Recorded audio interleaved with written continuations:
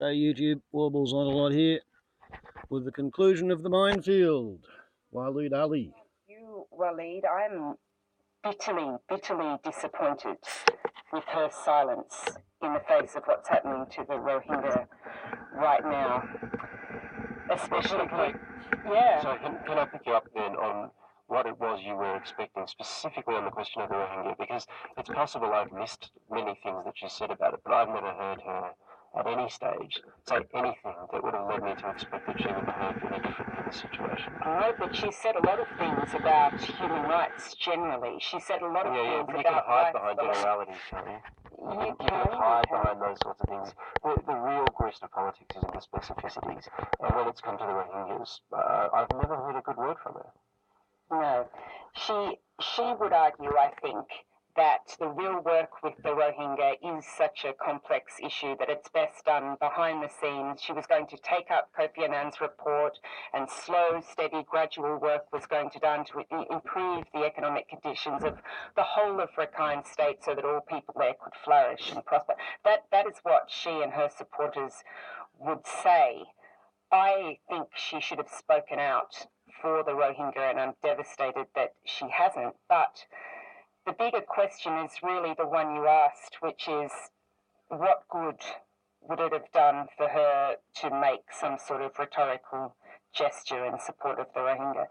And I mean, my answer as a human rights person would be that rhetorical gestures have incredible power and strength, and particularly when they're made by people like Aung San Suu Kyi. So the statement should have been made by Aung San Suu Kyi. She has limited power because of the Constitution, but I have to say her department is in charge of the Ministry of Information. So the disinformation that's been propagated about the Rohingya, they're burning their own villages and that the terrorist group is far more powerful than anyone realizes, that is disinformation spread by Aung San Suu Kyi's own people, and that's one of the most horrifying parts of this whole story, because it's so reminiscent of the oppression and the state apparatus of fear and silencing that characterized the SLORC, the regime that kept her in prison under house arrest for 18 years. So she's been consistent about the importance of speaking the truth, and she's been incredibly powerful as a figure that has said the truth to everyone, including the United Nations and the international community, who do see her as the moral compass on all things Myanmar. Can I just ask you, though, Catherine, because to some extent, any such rhetorical gesture, any such rhetorical declamation, isn't that primarily going to be for the interests of the international audience? I mean, one of the things, for instance, that Aung San Suu Kyi brought to modern Myanmar is a kind of accelerated reintegration into the international community. The usual period of having to go into quarantine, if you like, until the international community could be assured that the old trappings of authoritarian military rule, that was kind of accelerated because she brought so much moral, political, historical capital into this. So any kind of big rhetorical gesture, at this, the government is saying that we don't want international interference into what are effectively domestic affairs. The UN wouldn't know what it's doing because it doesn't know the realities on the ground. I mean, those aren't the warnings of a thoroughly cosmopolitan leader. So any such rhetorical kind of gesture, surely that's not going to be for domestic consumption, and when most of the population really are decidedly antipathetic both towards Muslims and specifically towards the Rohingyans. So again, I ask, what would be the purpose of her making that gesture? Well, I think it would have its primary purpose would be for the domestic community, and Waleed's quite right. She hasn't been strong on talking about the human rights and the citizenship rights that should be owed to the Rohingya, but if ever there was a time to do it, it would be now. And it would be a domestic audience that should most hear those words spoken, I think. I mean, it can't be overestimated just what she means to the people of Myanmar. She is Mother Sue to them. She is the lady.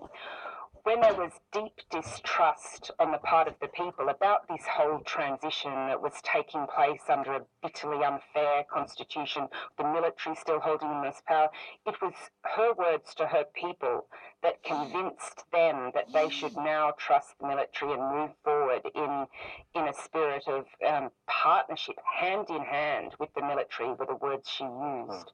So I think her words played out to a domestic audience would be incredibly powerful. And this is not just for the recent and devastating ethnic cleansing that we've seen in Rakhine, but for the everyday discrimination that's suffered by Muslims within Myanmar. And that's it's ongoing and decades long, and it affects the everyday realities of people's lives, whether they get jobs, whether their children can go to school, whether they can move outside a gated community. So it's ordinary, everyday Burmese people, I think, who should be the audience for what Aung San Suu Kyi is saying.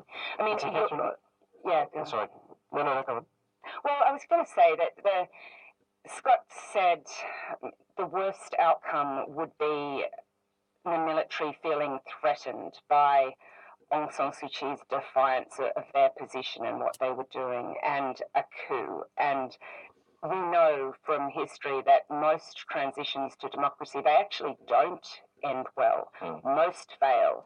And within Myanmar, it is a real possibility that could be an outcome for this transition, unfortunately. So you asked the question then, well, for a greater good, is silence a better position to take? And the whole premise of human rights is that, sure, but there comes a point when there's torture and rape and murder that you just say no and you call it out.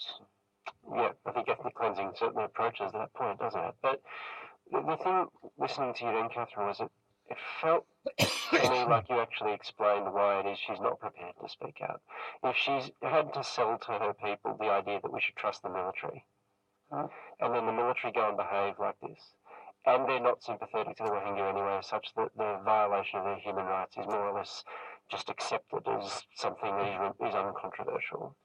And we're talking about a nation that's had a system that approaches apartheid, really, as far as the Rohingya are concerned. And she's been involved with that system for a very long time and never spoken out against it. How does that add up to her speaking out now? On what basis would she do that? Wouldn't she be undermining everything she's ever said? Well, I mean, it would not be undermining the many careful writing she's done about human rights being universal and available to all. It would be unexpected to her people to hear these words in relation to the Rohingya, but it would be necessary and powerful as well, I think. And I think that she is a very determined woman, and she is resisting what she sees as the expectation of the international community that she will make glib statements to please an international audience, and she would never do that. But I think that she has ignored a whole other area of argument and thinking, which is, well, it's not such a complex situation, really. Sometimes these sorts of acts just need to be spoken out against, and that's the part that she hasn't done, and that people observing think that she should. Right, well, we have about 45 seconds left for the radio portion of the show, and then we'll kick into our podcast extra, which will be about, 10, 15 minutes extra. But in the very little time we have, Scott, are there any final thoughts you'd like to take us into the podcast with? So many. I mean, one of the first questions I think I'd like to put to you both is how to overcome the visceral dimension of these forms, because in a very real way, the intellectual construct of human rights law can't really touch, I think, some of the things that really need to be overcome in order for the systemic form of justice to take hold. But anyway, that place for us to kick off. Catherine Renshaw is the Deputy Head of the Thomas More Law School at the Australian Catholic University. Our guest this week on the Minefield, and if you're on the podcast, you're about to hear more from her right now. If not, we'll see you next week. Yeah, well, I can remember when Aung San Suu Kyi was a really big thing,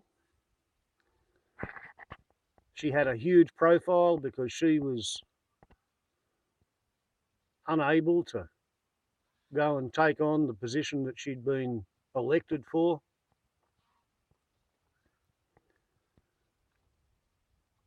She didn't get to see her husband for years before he died or something. There was a really big, tear-jerking, heart-rending story attached to Aung San Suu Kyi and Myanmar, which used to be Burma, which used to be a British colony, and when the British left their colonies, they claimed to have, brought civilization to the benighted savages living in darkness before the pommies showed up, but they left them in a mess. And then, well, what used to be the British colony of Burma had the Japanese sweep through it and then get pushed back out of it and do a lot of fighting over the middle of it.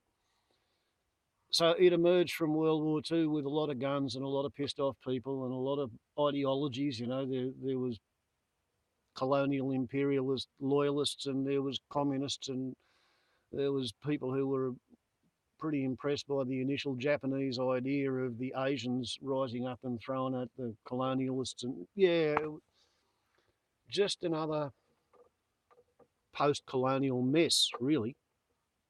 And judging by her behaviour since she got the Nobel Prize, and she literally made a Faustian bargain with the devils in the military. They would let her be the figurehead. That would win them points with the international community for ceasing to persecute her. But they didn't give her any actual power until she proved that she was loyal to the military, that she would respond to commands, which is what she has done. And now, as Waleed pointed out, it is her government department which controls the Ministry of Information, which is putting out these stories that the Rohingya refugees are such an evil mob of terrorists that they burned all their own houses down. Yeah. What actually apparently happened was a bunch of extremists who were Muslims turned up in the various Rohingya villages and supplied them with bombs, like delayed action fuses, timers, explosives, all the rest of it, and said, you guys are getting oppressed by the wicked, evil government who hates you just because you're Muslims. Here's some lovely bombs. Why don't you go and blow up some police stations? And there's always going to be some hot-headed, angry young men who will take on that bargain. Free explosive devices. Let's go and bring the pox upon the houses of our enemies and persecutors and tormentors. So somebody did that.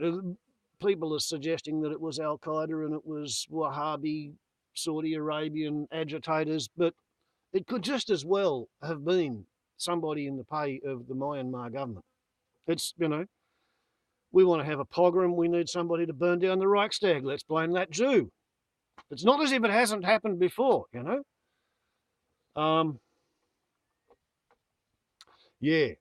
So I think Aung San Suu Kyi she's a figurehead, a nude in bed, sucking the general's penis, just like the good ship Venus. They should revoke her Nobel Prize. She was given it under false pretenses. Everybody thought she actually gave a shit about human rights. She gave a shit about her mob's rights. She was highly partisan, nationalistic, but not the whole nation. She's into ethnic cleansing. Because that's what they're doing. It's ethnic cleansing, it's genocide, it's burn their houses down and force them to run away across the border with whatever they can carry. What more can you say on that one? What we're looking at here is a very interesting phenomenon.